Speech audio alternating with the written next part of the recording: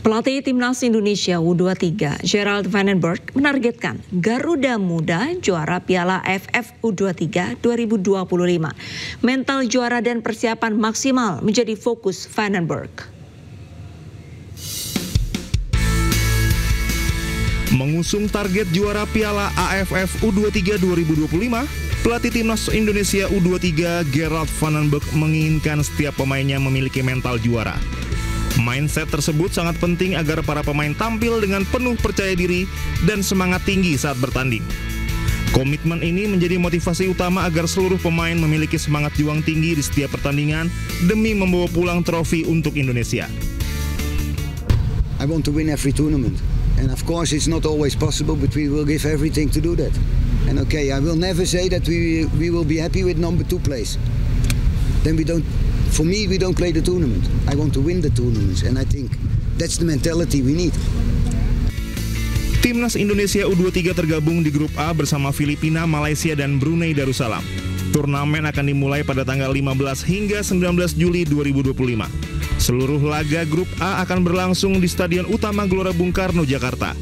Indonesia akan menghadapi Brunei Darussalam dalam laga pembuka di Stadion Gelora Bung Karno, Jakarta, Selasa mendatang.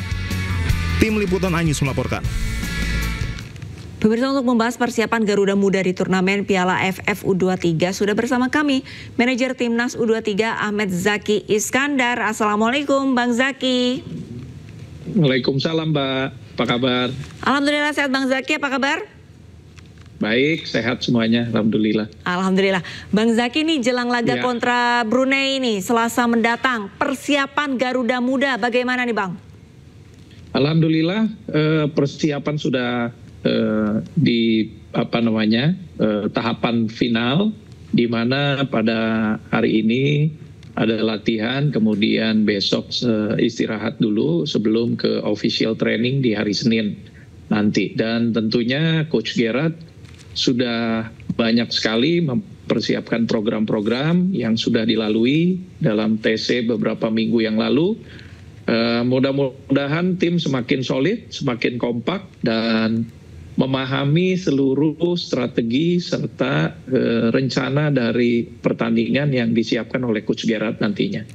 Selain strategi dan program, ini ada yang lebih penting nih, chemistry antar pemain. Nah ini gimana? Ya, alhamdulillah setelah berkumpul berapa lama dan satu dengan yang lain kan mereka juga sudah mengenal. Apalagi ada beberapa yang memang dari timnas kelompok umur ya, dan juga beberapa yang memang dari satu klub ya, kemudian atau dari satu daerah yang bersamaan. Jadi sekarang ini sangat kompak sekali, sangat solid di luar lapangan, dan kita berharap nanti juga bisa di dalam lapangan itu kekompakan dan solidnya timnas kita bisa diperlihatkan.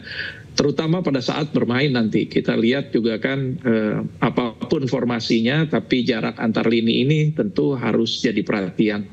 Agar tidak terlalu renggang ataupun terlalu rapat ketika melakukan transisi. Itu Mbak. Para pemain berarti sudah mulai akrab gitu ya, sudah mulai dekat. Tapi kira-kira untuk skuad final Garuda Muda, nah ini apakah sudah diumumkan Bang? Nanti kita tunggu dari Coach Gerard di 1-2 hari ke depan nantinya. Saat ini masih ada 25 pemain yang sudah mengerucut. Sebelum nanti kita daftarkan 23 pemain sebelum hari H pertandingan. Tapi sudah mulai semakin rampung dan mengerucut skuad-skuadnya ya Bang ya? Paling tidak kerangka tim, formasi itu sudah dimiliki oleh Coach Gerard. Nanti tinggal tunggu pengumumannya saja. Nah ini kan 23 pemainnya. 23 pemain. Tapi ini Bang, Coach Vandenberg ini kan juga sudah menargetkan akan menjadi juara. Bagaimana Coach Vandenberg menanamkan mental juara kepada para pemainnya? Tentunya semangat, kemudian motivasi anak-anak selalu diberikan di setiap latihan. Di mana Coach Gerard selalu meminta para pemain itu 100% ketika latihan, dan mereka sangat serius sekali di saat-saat tertentu, apalagi ketika internal game ya, dalam rangka menerjemahkan strategi yang diinginkan oleh Coach Gerard. Jadi mudah-mudahan kondisinya semuanya bisa kita maksimalkan di setiap pertandingan. Tapi harus diingat juga Mbak, kami ini semua konsentrasi ke pertandingan pertama terlebih dahulu. Jadi nanti per pertandingan konsentrasinya. Jadi tidak memikirkan langsung 3 pertandingan tapi satu persatu terlebih dahulu. Karena pertandingan pertama sangat penting, begitu juga dengan pertandingan kedua, apalagi pertandingan ketiga. Jadi konsentrasi Coach Gerard itu satu pertandingan baru pertandingan berikutnya nanti konsentrasinya. Baik, pertanyaan terakhir Bang Zaki, siapa nih kira-kira lawan yang sangat diwaspadai Garuda Muda dalam turnamen kali ini? Di grup kita ada Brunei, Filipina, dan juga Malaysia, jadi semuanya itu merupakan lawan yang kita waspadai dan juga kita sudah analisa satu persatu. Jadi semuanya juga lawan yang tangguh Mbak. Jadi nggak boleh, anak-anak ini tidak boleh merasa jumawa juga. Jadi tetap semua harus waspada, konsentrasi penuh, dan tentu saja dengan semangat dan motivasi yang sangat tinggi untuk memenangkan setiap pertandingan. Setiap wawancara kan Coach Gerard selalu menegaskan bahwa dia ingin memenangkan setiap pertandingan yang dilakoni oleh timnas U23 kita. Jadi memang konsentrasinya adalah per pertandingan nanti. Baik, saya kutip pernyataannya, jangan jumawa, siapapun lawannya harus dihadapi dengan suportif begitu ya, dan tetap rendah hati, tapi juga prestasinya kita nantikan nanti ya. Baik, terima kasih banyak Bang Zaki. Tentu saja dengan semangat juang 45. Baik, terima kasih banyak Bang Zaki atas waktunya sudah berbincang bersama ini sore. Selamat kembali beraktivitas. Terima kasih. Assalamualaikum. Waalaikumsalam warahmatullahi wabarakatuh. Pemirsa, kita beralih ke informasi lain. Memasuki momen arus balik libur sekolah, Stasiun Pasar Senen Jakarta ramai penumpang. Masyarakat ramai menggunakan kereta api untuk kembali ke Jakarta jelang libur sekolah usai. Jelang berakhirnya libur sekolah di Stasiun Senen, volume penumpang masih didominasi kedatangan, yakni 13.101 pelanggan. Sementara keberangkatan sebanyak 13.687 pelanggan. Hari ini kereta api jarak jauh yang dioperasikan di Stasiun Senen sebanyak 34 perjalanan dari total 75 perjalanan di wilayah Daob 1. PT Kereta Api Indonesia Daerah Operasi 1 Jakarta mencatat tingginya antusiasme masyarakat dalam menggunakan transportasi kereta api selama periode libur sekolah bulan Juli 2025. Terhitung sejak tanggal 1 hingga 13 Juli 2025, KAI Daob 1 Jakarta telah melayani total 925.274 pelanggan yang terdiri dari 456.273 pelanggan berangkat dan 469.001 pelanggan datang di berbagai stasiun wilayah Daob 1 Jakarta.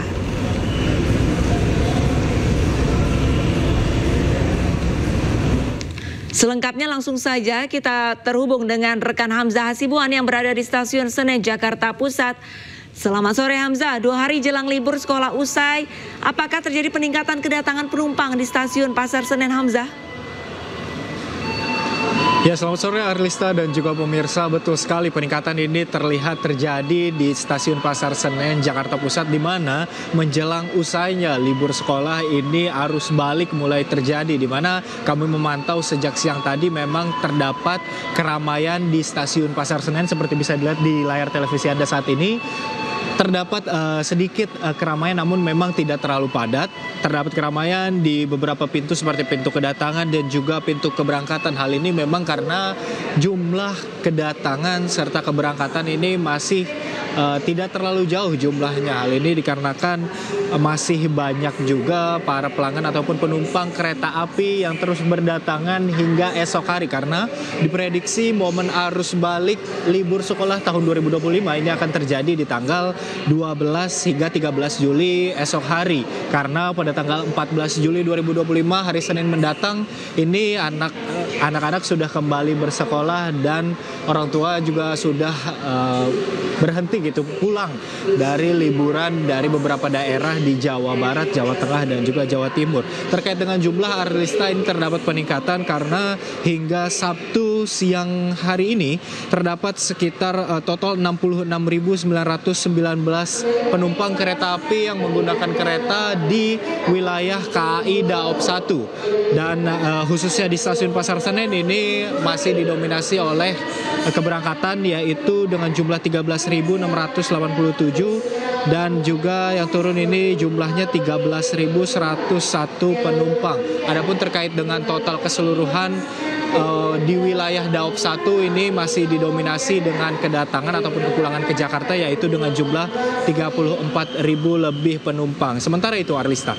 Baik, terima kasih banyak atas informasinya Hamzah Sibuan langsung dari Stasiun Pasar Senen Jakarta, dan selamat kembali beraktivitas. Pemirsa, 2 hari jelang memasuki tahun ajaran baru 2025-2026, sejumlah ibu rumah tangga di Kota Banda Aceh ramai mendatangi toko emas untuk menjual logam mulia. Langkah ini diambil untuk memenuhi berbagai kebutuhan sekolah anak.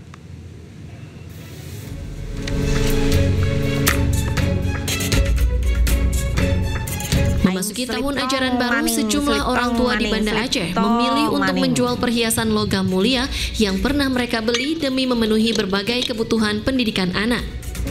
Meski harga emas saat ini relatif turun hingga Rp100.000 per mayam atau sekitar 3,3 gram, penjualan emas tetap meningkat.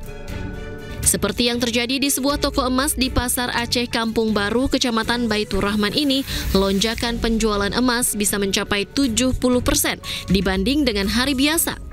Jadi kalau untuk daya beli masyarakat dalam beberapa hari 1 minggu terakhir, padahal harga emasnya turun, tapi masyarakat banyak menjual, 70% menjual, 30% membeli. Kalau kita lihat alasan-alasan masyarakat, banyak yang masuk anak sekolah kan. Harga emas di Banda Aceh sendiri sebesar Rp5.700.000 per mayam atau sekitar 3,3 gram, belum termasuk ongkos pembuatan. Dari Banda Aceh, Syukri Syarifuddin, iNews melaporkan.